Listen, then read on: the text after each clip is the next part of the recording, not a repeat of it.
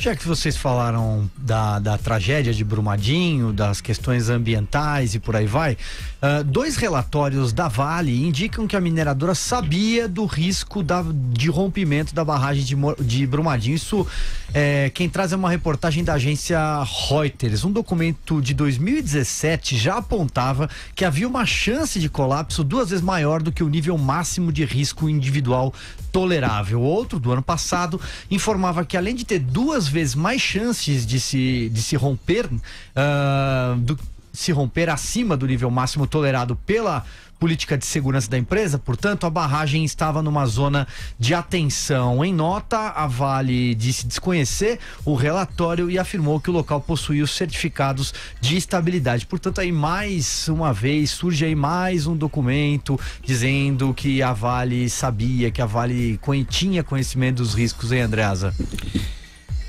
Olha, essa é uma história que não precisaria nem desses relatórios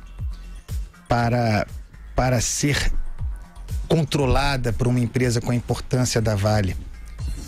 A mesma estrutura, sob as mesmas condições da barragem do Fundão em Mariana, que colapsou, erguida da mesma maneira, alteamento a montante, rios cortando, topografia favorável para contaminação de rios, para contaminação ambiental.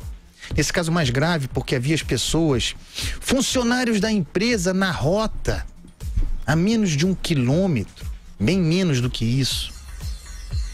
Esses relatórios existem porque é uma obrigação da empresa contratar auditores para o fazerem, e é óbvio que esses relatórios têm que informar a realidade daquelas estruturas. Só que essas informações são assim, né? Quer dizer, nenhum relatório diz vai romper. Diz está sobrecarregado, não está seguro, está com pressão para além do recomendado. Vamos interpretar isso como? A Vale teve acesso a esse material. Interpretou como? Não há tanto risco assim. Outros interpretariam, aqueles que não têm interesse econômico, interpretariam como risco real que havia. As pessoas morreram já. Aí a Vale agora diz que não construirá mais barragens a montante nessa estrutura. Alguém acredita? Eu não acredito. E aí, Vera Magalhães? Porque correr risco no Brasil é economicamente positivo, Silvio. Você faz a conta ali na ponta do lápis e correr risco, mesmo que isso implique em vidas humanas, acaba parecendo um bom negócio para as empresas. O que aconteceu agora foi algo estrondoso, com mais de 300 pessoas mortas. E o prejuízo aí também financeiro para a Vale vai ser muito maior. Então, talvez ela comece a tomar medidas. Porque Mariana ficou barato, a verdade é essa. Para a Vale ficou barato, Mariana. Só 19 mortos, né? A gente pode ir empurrando com a barriga esse problema por mais tempo, dando uma pressionada nos técnicos ali, ajeitando um relatório a colar, postergando um pagamento de indenização aqui, deixando uma multa para pagar a colar. Afinal, ninguém foi condenado até hoje. Então, esse custo de fazer a gambiarra no Brasil até hoje era algo que valia a pena correr esse risco. Então, ou o governo, os órgãos de controle, Ministério Público, Justiça e as empresas fazem aí uma espécie de um pacto virtuoso pela não mais aceitação da gambiarra, e a sociedade tem que ser muito ativa nisso. Não basta só se indignar de escândalo em escândalo, subir hashtags indignadas e depois esquecer do assunto. Então, a gente tem que fazer baixar esse custo do risco no Brasil. Eu acho que agora é o momento ideal. Uma tragédia como essa coloca o Brasil numa posição muito vexatória perante o mundo. Eu acho que todos esses agentes têm que se unir e têm que fazer o seu papel, cada um deles. Vamos lá, Joel, pra gente amarrar o tema, você já citou inclusive a tragédia agora há pouco. Pois é, fazer a empresa pagar, arcar com uma parte, né? Em total é impossível, porque são custos que excedem muito aí o valor de qualquer indenização, custos humanos, vidas humanas. Mas arcar pelo menos uma parte dos danos que ela causou e, portanto, fazer com que essa decisão seja menos provável, seja menos barata no futuro, né?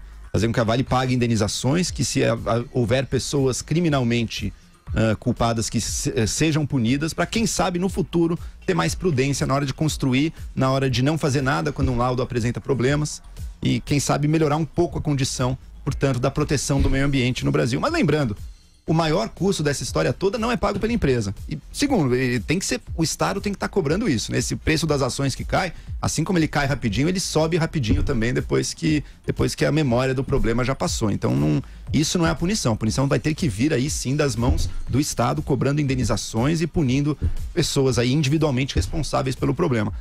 Mas a grande parte do custo, o maior dano, quem paga são sempre as pessoas mais vulneráveis. Por exemplo, os trabalhadores estavam ali no refeitório, todas as pessoas que moravam próximas ali, que tiveram suas casas destruídas, que perderam familiares, que perderam suas vidas. São essas pessoas que pagam a maior parte do dano e são essas pessoas as menos representadas nas esferas políticas. Elas não têm dinheiro para ter uma bancada em nome delas no Congresso Nacional ou nas Assembleias Legislativas. Quem defende os interesses desses trabalhadores mais pobres que não têm o dinheiro para serem ouvidos pelas altas esferas da política? Quem defende os interesses deles são pessoas como Chico Mendes, que defendeu tanto o meio ambiente, a preservação da floresta, quanto o povo extrativista do qual ele representava ali. Pessoas que muitas vezes trabalhavam em regime de escravidão, ou próximo disso. E ninguém olhava para eles. E a morte dessas pessoas é tida pela mídia, pelos poderes, por todo mundo que tá aí como irrelevante, como se não importasse. Um herói como ele é alguém que trabalha e que tenta defender os interesses deles de alguma maneira, com as ferramentas que tem à sua disposição, que não incluem uma conversinha com o presidente da República quando bem entender, que não incluem uma bancada de 100 deputados para votarem a favor dos seus interesses lá na Câmara. Portanto, tem que encontrar outras ferramentas. Quais são essas ferramentas de luta pelos quais essas pessoas que estão na base da sociedade brasileira, que não têm os meios para se defender e que são consideradas como menos importantes pelas outras, como é que elas se defendem? A importância de Chico Mendes é essa. Lembrando que ele defendeu não só pessoas, como também o meio ambiente do qual aquelas pessoas dependiam, né? Era contra e se opôs de forma muito forte à depredação ambiental. Fica aí a memória dele que o nosso ministro poderia conhecer melhor.